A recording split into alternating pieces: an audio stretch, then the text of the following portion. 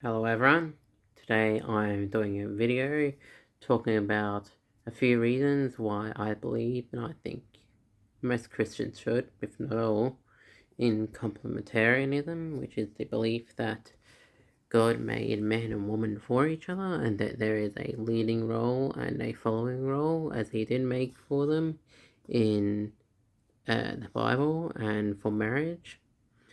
So the first reason is because when there's two heads, it becomes a monster.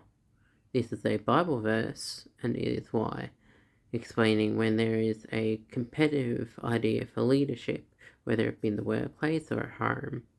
It is something that often we find we are continuously arguing about over who is in charge of the home, and therefore when it's not done God's way, it is a way that is going to fail because it is making competition as one has to be the leader and the other one wants to be the leader, and there is a woman and man always arguing over who is in charge of their household. So when we follow scripture, it gives us the direct reason of how we must follow that. The second reason is because people have a nurture and nourisher purpose.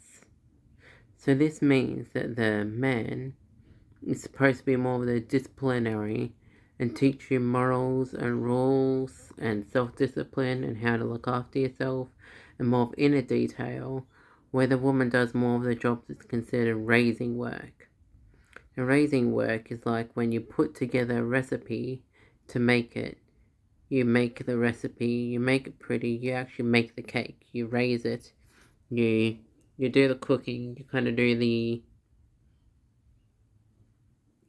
outside look, you raise them to not do the stuff where they say don't hit your brother and little bits of that, or have you eaten today and stuff like that, or like did you get well on your grades, the more basic skills to get through life. And for the men, the disciplining of the nourishing is saying, I love you, but you need to learn this real harshly. And as that, you need the leading disciplined voice in the household, that kind of, I'm going to raise my voice, I'm going to be harsher with you, I'm going to be serious kind of work. Where the woman is usually the calmer one to kind of get things done. And biologically that works better because there should be too much aggression going between the two, because if that comes to children, that's going to be an issue as well.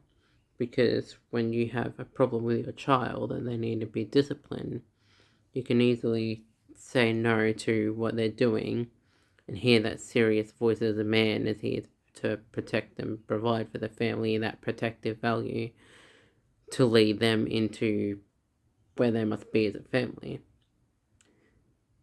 The third reason is because when there is a circumstance where there's something need to be an emergency or a big and quick decision made, let's say maybe someone's just got into a car accident, and usually, someone needs to take the lead in case of sort of protecting or pulling someone out of the car or doing some sort of responsibility in this sort of danger area of leading into protecting someone out of the dangerous situation.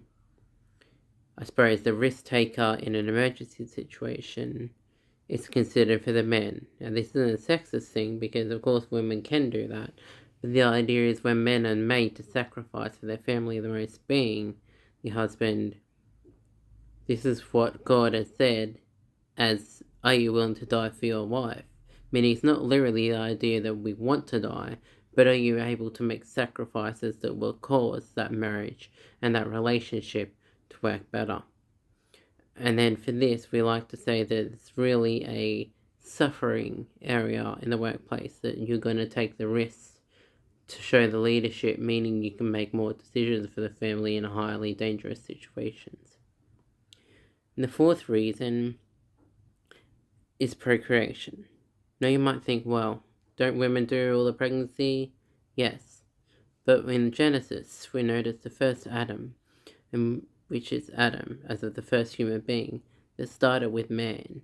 Then came many things that he could do on his own, but the few things that he couldn't do on his own was have someone to love and socialize with and have a real life with, and then end up lonely and he didn't even know it. And then having Eve come along was that now he could actually have sex with someone God's way and be married because it was made into marriage. And then the idea was he was already leading himself, so this another woman came along and Christ called her his helper. And when he got a helper, there was a specific reason for it. So woman was made for man, therefore woman, to be able to have birth, has specific reasons why she is created. And then number 5, which is going to be a quick and easy and obvious one, but far away definitely important. He is to love her like the church. This means the idea is that when we go to church, we expect the same results out of people that are going to be the same thing from the home, because we live like our home, is why we call it a home church. And the reason is that we lead the family like we do the church, because we treat the woman that way and we want to learn for the church. So we're essentially teaching men how to lead their own families. Therefore comes in shepherding, which is the idea that when we go home between the week, we talk to our families and we teach our wives and our kids lessons that we have learned from church and from the Bible. So there's my 5 reasons to believe in complementarianism. I could do more if you want to, or if you want a Q&A, please leave some questions in the comments and that will be good.